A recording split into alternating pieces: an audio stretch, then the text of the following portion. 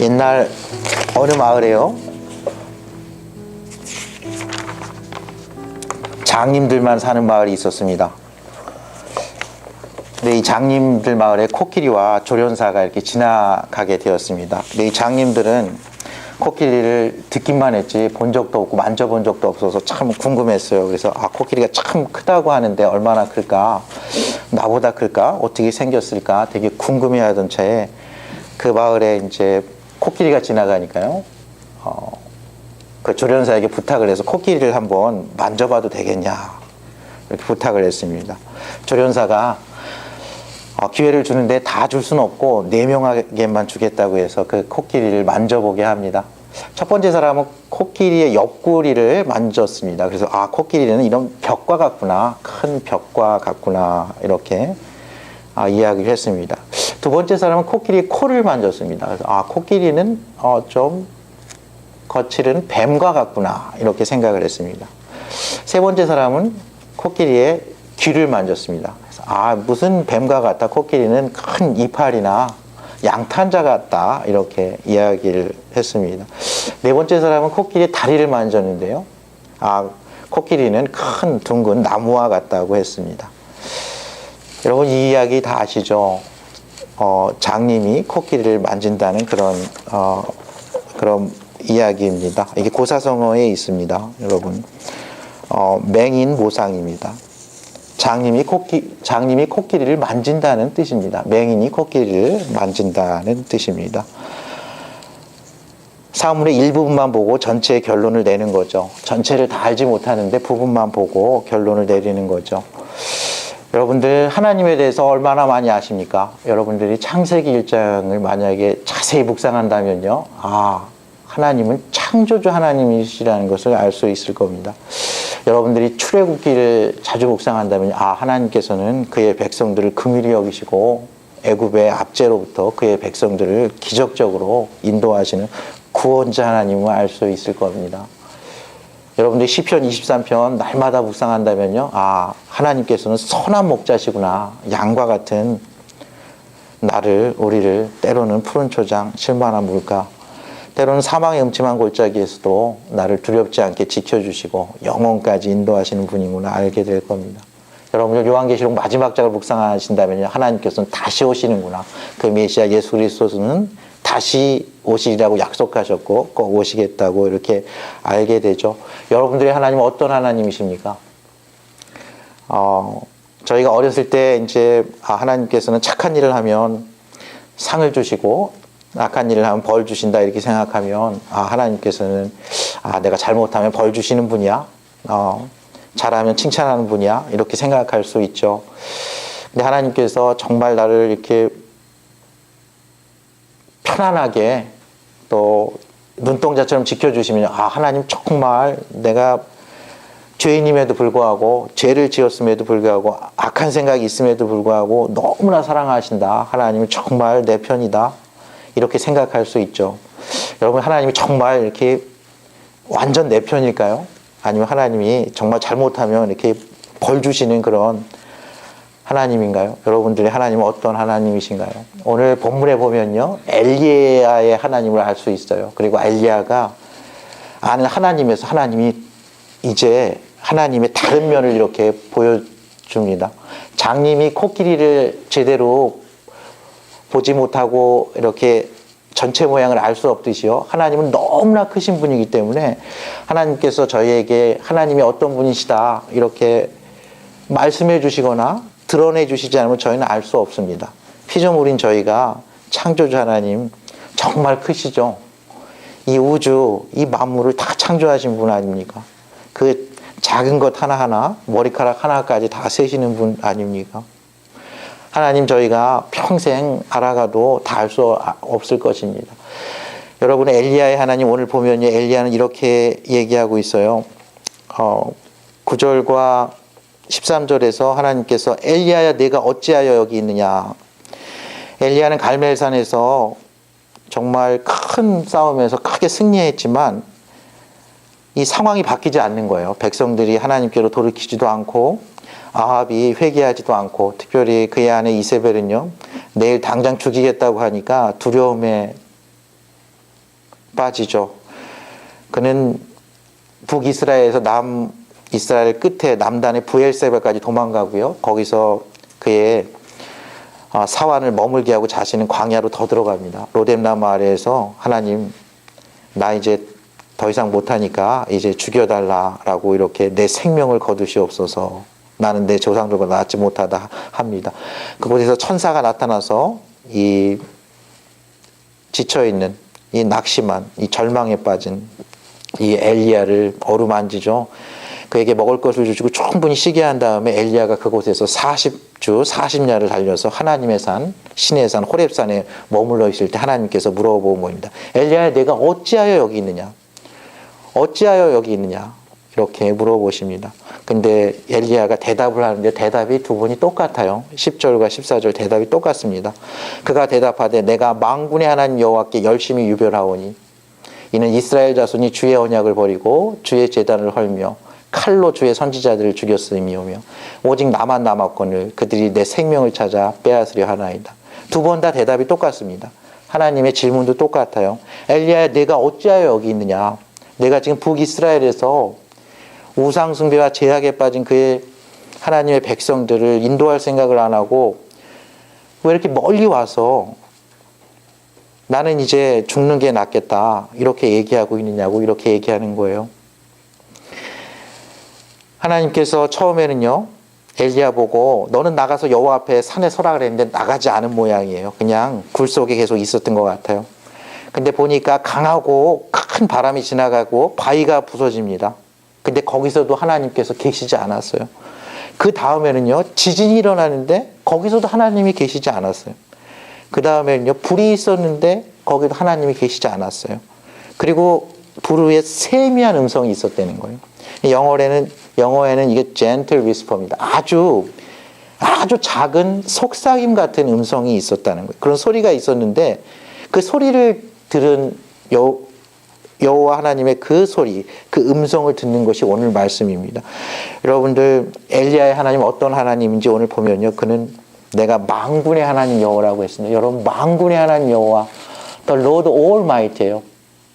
전능하신 하나님이라는 뜻입니다. 천하 만물을 지으신 창조주 하나님이라는 뜻이에요. 천하 만물을 호령하면서 자신의 뜻을 펼치시는 하나님이라는 뜻이에요. 엘리야는 그런 하나님을 믿었어요. 오늘 보면요, 엘리야가 믿은 하나님은 크고 강한 바람을 일으키시고요, 구름을 일으켜서 비를 내리시게 하는 하나님이에요. 엘리야가 실제로 그렇게 기도하니까 비가 멈추고요, 또 다시 기도하니까 3년 6개월 만에 비가 내렸습니다. 엘리야 하나님은 지진을 일으켜서 잘못된 백성들을 이렇게 이스라엘 광야에서요, 그들이 잘못했을 때 지진을 일으켜서 그의 백성들을 땅에 꺼지게 한 그런 능력의 하나님이십니다. 크고 두려우신 하나님이죠. 불을 내리시는 하나님이에요. 엘리야는 그런 하나님을 믿었어요. 여러분들, 엘리야가 활동한 시절, 엘리야는 이스라엘 역사 중에 최고의 선지자로 꼽히는 사람입니다. 엘리야는 그런 하나님을 믿었던 거예요. 엘리야가 활약하던 시절 북이스라엘의 우상 숭배가 극에 달했습니다. 그 아합 왕과 이세벨이요, 여호와 하나님을 섬기는 선지자들 다 잡아 죽였어요. 그리고 바알의 선지자, 아스다롯의 선지자를 만들어서 전 국가가 하나님을 등지고 바알을 섬기게 했죠. 그래서 엘리야가 등장하는 17장에 보면 엘리야가 가뭄을 선포합니다. 이제 내 말이 없으면, 그러니까 내 기도가 없으면, 내가 이제 비 내릴 거라고 하지 않으면은 수년 동안 비도 이슬도 내리지 않는다는 거예요. 이스라엘 이 팔레스타인 지방에서 이 비와 이슬은요, 생명과 같습니다. 이 비와 이슬이 그치면요, 농사가 안 되고요, 목초지가 마릅니다. 먹을 것이 없어지고 가축들이 다 죽는 거예요. 엘리야가 이렇게 선포하고, 그리고 그 다음에 도망가죠. 그리시네가에 가서 까마귀가 주는 거 먹고요, 또 저기 멀리 시돈 지방까지 가가지고 과부가 봉양하는 거 먹고 이렇게 살아요. 그러니까 엘리야는 왕에게 너가 섬기는 바알신은 이 농경사회에서 비를 내리는 신으로 통했거든요. 그러니까 농경 목축사에서 비를 내리는 신에게 너희 신 가짜라는 거예요. 너희 신 가짜라고 얘기하고 선포하고 도망간 거예요.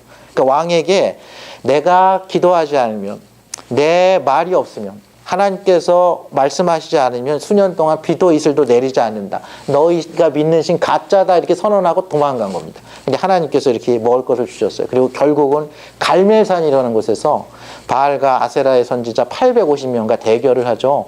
그때 하나님께서 불을 내리셔가지고요, 하나님만이 진정 신이라는 걸 백성들이 알게 했어요. 근데 백성들이 돌이키지 않은 거예요.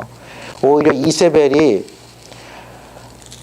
너 이제 죽은 목숨이다. 너 이제 내일 이맘때 너의 생명을 내가 취하지 않으면 신들이 나를 죽게 할 거다. 이렇게 하면서 너 죽는다. 이렇게 해서 지금 엘리야가 도망간 겁니다.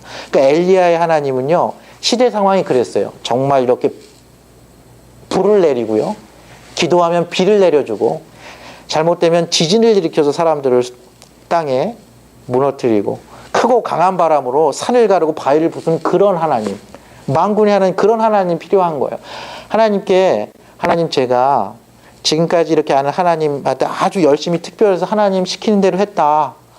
그래서 주의 언약을 버리고 주의 제단을 헐며 칼로 주의 선지자를 죽인 사람들 대적했는데 하나님 이게 웬일입니까? 내가 보니까 오직 나만 남았다는 거예요. 그리고 나도 이제 곧 죽게 됐다. 하나님께서 말씀하시는 대로 해서 내가 열심히 그렇게 했는데 아무 결과도 없고 나만 죽게 됐다 하면서 엘리야가 나 이제 죽게 해달라 이렇게 얘기할 때 하나님께서 아주 세미한 소리로 말씀하시는 거죠. 엘리야의 하나님은 이런 하나님이셨어요. 근데 이상하게도요, 크고 강한 바람에도 여호와 하나님이 안 계셨어요. 지진 가운데도 안 계셨어요. 불 가운데에도 안 계신 거예요. 그 이상하다. 하나님께서 이렇게 임하셨는데, 하나님께서 이렇게 임하셔서 우상을 불사르고 우상의 제단을 헐고 하나님의 백성들을 구원하실 줄 알았는데 거기 안 계시는 거예요. 그리고 세미한 목소리, 아주 작은 목소리가 있었어요. 그때가 돼서 엘리야가 겉옷으로 얼굴을 가리고 굴 어기까지 나갔습니다. 그때 소리가 그에게 임했습니다. 하나님의 소리가, 아주 작은 소리가 임했는데 같은 거예요. 엘리야 내가 어찌하여 여기 있느냐 이러고 있어요. 엘리야 내가 어찌하여 여기 있느냐. 근데 엘리야가요 똑같이 대답하죠. 아까 말씀대로 내가 만군의 하나님 여호와께 열심히 유별하오니 이는 이스라엘 자손이 주의 언약을 버리고 주의 제단을 헐며 칼로 주의 선지자를 죽였음이오며 오직 나만 남았거늘 그들이 내 생명을 찾아 빼앗으려 하나이다. 그러니까 이스라엘 백성들이요 하나님께로 돌이키지 않고 여전히 아합과 이세벨이 섬기는 바알과 우상들을 섬기면서 하나님의 선지자를 죽이고 나만 남았다는 거예요. 근데 하나님께서 새로운 말씀을 주세요. 여호와께서 그에게 이르시되 너는 내 길을 돌이켜 광야를 통하여 다메섹에 가서 이르거든 하사엘에게 기름을 부어 아람의 왕이 되게 하고 또는 너는 또 님시의 아들 예후에게 기름을 부어 이스라엘 왕이 되게 하고 또 아벨 모홀라 사밧의 아들 엘리사에게 기름을 부어 너를 대신하여 선지자가 되게 하라. 하사엘의 칼을 피하는 자를 예후가 죽일 것이요 예후의 칼을 피하는 자를 엘리사가 죽이리라. 그러나 내가 이스라엘 가운데 7,000명을 남기리니 다 바알에게 무릎을 꿇지 아니하고 다 바알에게 입맞추지 아니한 자니라. 하나님께서 아주 세미한 목소리로 지금까지 엘리야에게 임하시던 하나님과 다르게 임하셨어요. 아주 작은 목소리로 이야기하는데 그 내용은 참으로 컸습니다. 너가 이제는 마치 투사처럼 혼자 다 850명을 상대하고 까마귀가 지어다 주는 거 먹고 가부가 봉양하는 거 먹고 사는 게 아니라 너가 정말 선지자들이 하는 일 중에 이런 일을 하게 될 거라는 거예요. 너가 저기 올라가서 아람의 왕을 새롭게 세울 거라는 거예요. 이스라엘 왕을 새롭게 세울 거라는 거예요. 그리고 너의 후계자 엘리사를 세울 거라는 거예요. 여러분들 당시에 이 지역이 어떻게 생겼냐면 남쪽에는 남유다가 있고요. 중간에 이스라엘이 있고요. 위에 아람이 있었습니다. 그러니까 북이스라엘은 위에 아람을 상대해야 됐고요. 남쪽에 남유다를 상대해야 됐어요. 남북으로. 근데 하나님께서 아람의 왕을 들어가지고 북이스라엘을 징계하시고 심판하십니다. 그 징계할 왕, 그러니까 하나님께서는 이스라엘을 징계하시는데 이스라엘을 살리기 위해서 징계하십니다. 이스라엘이 우상숭배하고 죄악에 빠져서 죽게 된 걸 안타까워하시고 그들을 우상숭배에서 건져내기 위해서 그 우상 바알의 아세라의 신상을 깨고 아합과 이세벨을 징계하고 그들을 심판할 왕으로 아람의 왕을 북에서 세운다는 거예요. 다메섹이라는 건 지금의 다마스커스인데요. 지금 있는 이 호렙산은요, 이 시나이 반도, 이 아라비아 반도의 맨 남쪽이에요. 여기서 40주 40야를 가야 남유다의 남쪽이 나오는 거고요. 거기서 또 40주 40야 이상을 가야 다메섹에 가는 거예요. 그러니까 너가 지금 여기서 나 이제 죽을 거예요. 이제 나만 남았는데 나도 곧 죽게 됐어요. 하나님 차라리 당신 손에 죽게 해달라. 나 더 이상 못한다. 나의 조상들보다 난 낫지 못하다. 내가 할 거 다 했다. 죽여달라는 내게. 너 이제 일어나서 쭉 올라가서 남유다를 지나고 너를 위협하는 북이스라엘을 지나서 북이스라엘 그 위에 있는 다메섹까지 가서 다마스커스까지 가서 아람의 왕 하사엘에게 기름을 부어서 그 왕을 세우라는 거예요. 그리고 이스라엘에는 예후를 세워서 왕이 되게 하고요. 엘리사를 너의 후계자로 세우라는 거예요. 그래서 엘리사와 함께 동역하라는 거예요. 그리고 한 가지 얘기하는데 너가 지금 너무 낙담하고 너무 힘들고 절망적이고 지쳐 있어서 너무 극단적으로 생각한다는 거예요. 오직 나만 남았다. 이제 나 죽을 차례인데 아무도 없다. 이렇게 얘기하는데 그렇지 않다. 내가 이스라엘에게 바알에게 예배하지 않고 바알에게 기도하지 않는 7,000명을 남겨뒀다는 거예요. 너가 알지 못한 7,000명이 남겨. 너의 동역자들이 있다는 거예요. 너의 후계자와 너는 함께 엘리사와 함께 동역할 수 있는 믿음의 동역자가 있고요. 보이진 않지만 엘리사와 같은 그런 사람 7,000명이나 곳곳에 있다는 거예요. 너 혼자가 아니라는 거예요. 여러분들 엘리야의 마음을 저희는 이해해야 돼요. 엘리야는 정말 큰 기적, 정말 하나님께서 크고 강한 바람, 지진, 불로써 심판하시고 가뭄을 그치게 하고 비를 내리신 하나님이라는 걸 알았어요. 그렇지만 백성들이 변하지 않은 거예요. 이렇게 막 기적을 행하고 내린 이유가 정말 바알과 아세라 신상을 깨고 백성들이 하나님께로 돌이키기 위함인데 그 일이 일어나지 않은 거예요. 여러분들 그런 일은 쉽게 일어나지 않아요. 저희가 기적적인 일을 경험해도요. 세상이 잘 바뀌지 않습니다. 악한 사람들이 하나님의 기적을 봤다고 쉽게 변하지 않아요.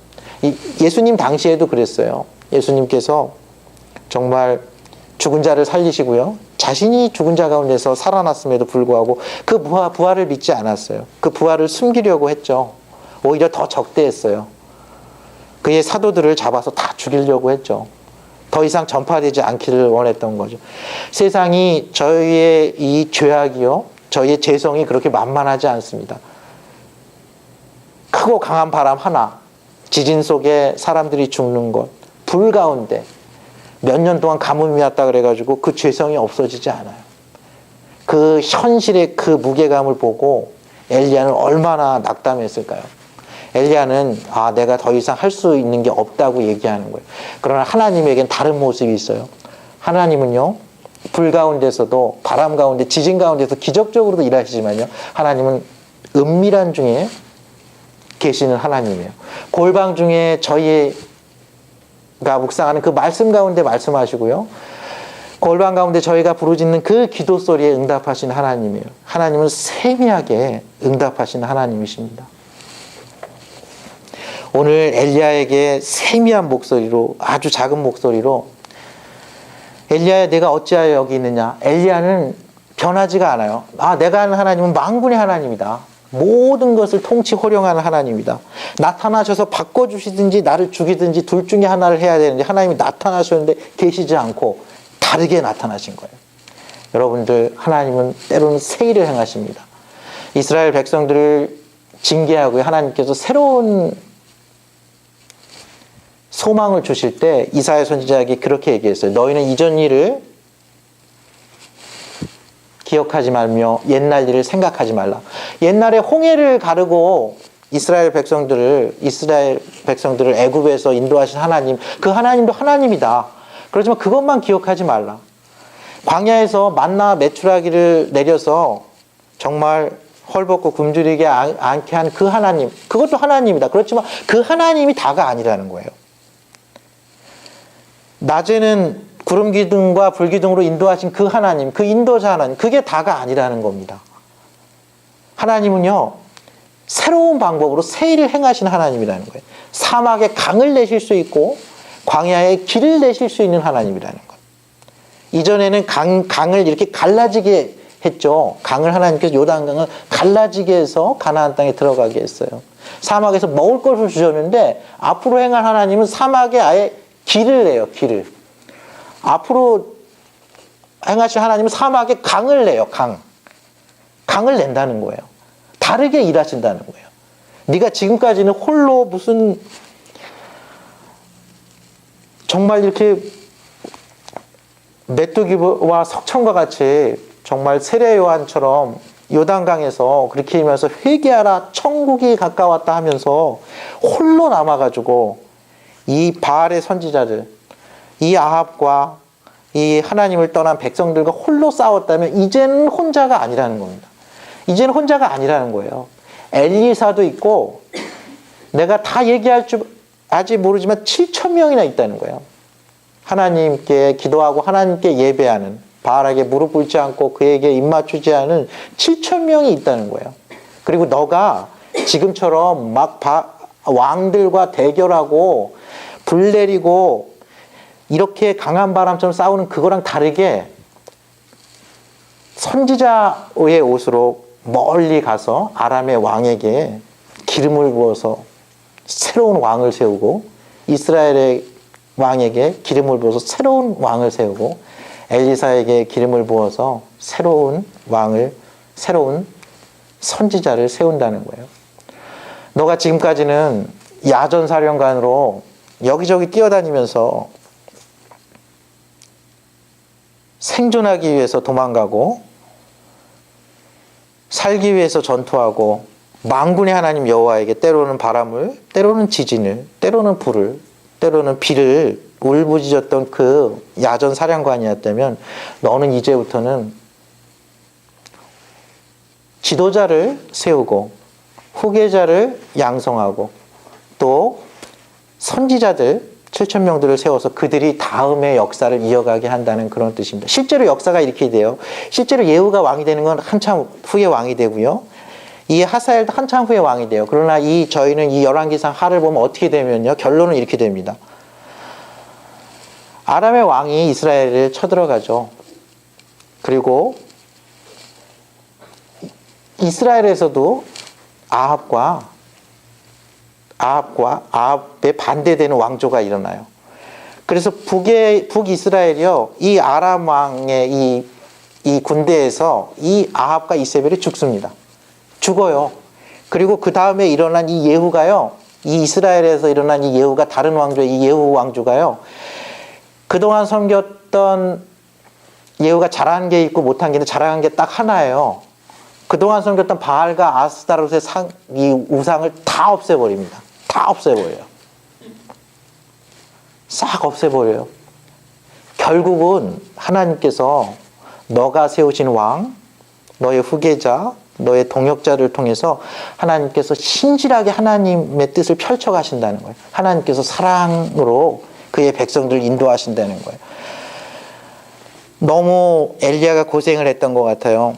너무 힘든 상황에 있으니까 하나님께서는 만군의 하나님 여호와에 대해서 우상 숭배하고 제약되면 싹 쓸어버리고 바람으로, 지진으로, 불로 심판하신 하나님의 이미지가 그에게 하나님의 형상에 크게 다가왔는데 하나님께서는 이번에는 아주 작은 목소리로, 아주 세미한 목소리로 말씀하셨어요.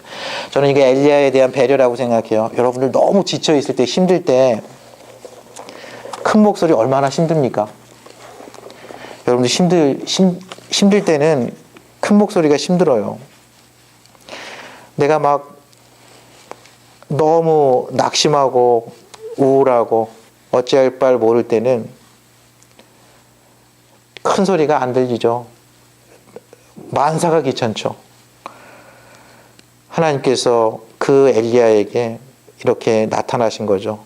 은밀하고 조용한 가운데 계신 하나님께서 엘리야에게 세미한 음성으로 영적인 새심을 주셨습니다. 바람도 아니었어요. 불도 아니었어요. 지진도 아니었습니다. 불의 세미한 음성을 주셨어요. 하나님께서는 저희에게 때로는 그렇게 말씀하십니다. 현대 저희가 사는 삶의 문제는 저희가 잘 이 세미한 음성을 듣기 어렵다는 것입니다. 저희가 좀만 켜면요 항상 무엇인가 들을 수 있는 환경이 되었죠. 수많은 정보와 지식이 넘쳐납니다. 수많은 여러 종류의 음성이 있죠. 물질의 부족함이 아닙니다. 수많은 정보의 홍수 속에 저희가 살아가고 있죠. 바쁜 삶의 굴레 속에서 살아가고 있어요. 저희는 어찌 보면 이 세상과 자신의 일에 노예가 돼서 그렇게 열심히 살아가고 있는지도 모릅니다. 그럴 때에는 저희는 조용한 가운데 들린 하나님의 음성을 잘 듣지 못하는 난청에, 참 역설적이게도 여러 메시지가 있음에도 불구하고 난청에 어려움에 취하게 됩니다. 그러나 하나님께서는 이렇게 말씀하셨어요. 여호와여, 아침에 주께서 나의 소리를 들으시리니 아침에 내가 주께 기도하고 바라리이다. 하나님께서는 저희가 장미꽃 위에 이슬이 아직 맺혀 있지 않는 그때에 하나님 앞에 나아가서 하나님의 그 음성을 듣는 시간을 허락하셨습니다. 하나님께서 기도할 수 있는 그런 놀라운 은혜의 보좌를 허락하셨어요. 저희가 삶의 하루하루를 여는 때마다 그 시간 하나님의 세미한 음성을 사모하길 원합니다. 하나님께서는 그 음성을 통해서 저희에게 새로운 길을 여세요. 광야의 길을 여십니다. 사막에 강을 내시는 하나님이세요. 낙심한 엘리야를 찾아와서 엘리야야 내가 어찌하여 여기 있느냐 했을 때 엘리야는 자신이 원하신 하나님, 만군의 하나님 여호와께 여전히 부르짖지만 하나님께서는 새로운 목소리로 세미한 음성으로 그에게 새롭게 인도하고 계십니다. 주님은 은밀한 중에 계신 하나님이에요. 조용한 중에 저희가 말씀 가운데 거할 때 저희를 반드시 저에게 말씀하시고 반드시 저희를 일으키십니다. 반드시 저에게 새로운 길을 주세요. 반드시 저희에게 사막 같은 광야 같은 인생에 길을 내시고 강을 내십니다. 하나님은 놀라우신 하나님이에요. 알면 알수록 정말 맹인이 눈을 떠서 그 코끼리를 봤을 때 놀라듯이 저희는 놀랍게 하나님에 대해서 그 놀라운 하나님을 알 수 있어요. 여러분들 하나님 얼마나 아시나요? 하나님은 때로는 우리의 피난처가 되십니다. 하나님은 때로는 우리의 공급자가 되십니다. 하나님은 때로는 저희의 치유자가 되세요. 하나님은 영원하신 하나님입니다.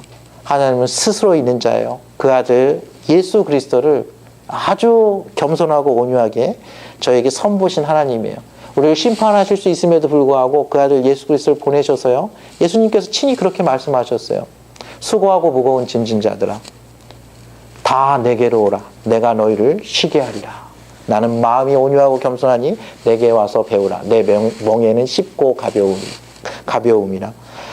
정말 온유하고 겸손하게 다가오시는 그 예수 그리스도 그 음성을 들으시기 바랍니다. 은밀한 중에 계신 하나님께서 저희의 기도를 들으시고요. 저희 공동체에게 새로운 길을 여실 것입니다. 사막에 강을 내실 것입니다. 저희가 기쁨으로 하나님의 음성을 듣고 엘리야가 그랬던 것처럼 다시 일어나서 하나님께서 주신 저희 인생에서 허락하신 그 선물, 그 소명, 그 부르심, 그 택하심에 걸맞는 삶을 살기 원합니다. 그러한 인생 되기를 주님의 이름으로 축원합니다. 함께 기도하겠습니다.